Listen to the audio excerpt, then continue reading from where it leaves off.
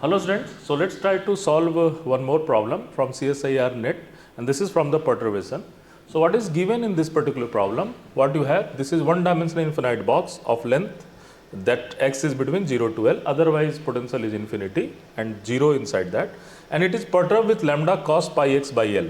So what we have to do, we have to find the first order energy correction in the ground state.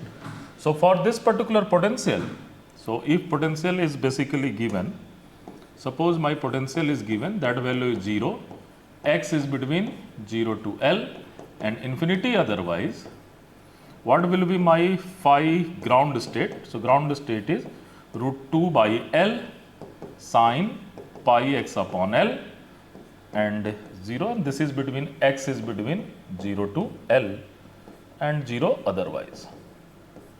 And what is my perturbation? My perturbation is equal to lambda cos pi x by L. So what will be first order energy correction? The first order energy correction is known as E11 in the ground state. That value is phi 1, W phi 1, and this value is, we can easily go for that is between 0 to L, and we have root under 2 upon L sine pi x upon L, and W is my cos pi x upon L. So we have that value is cos pi x upon L, and this value is root 2 by L sine pi x upon L.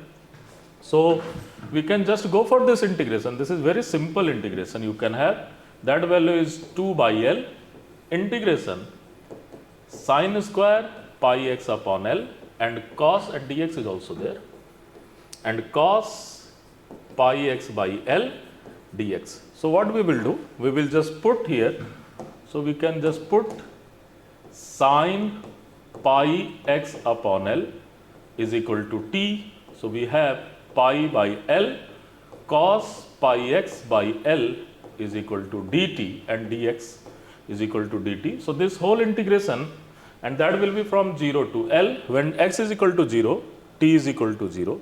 When x is equal to L, t is equal to, so when we will go for x is equal to L, that means sine pi is equal to also 0. So this is just 0 is the value.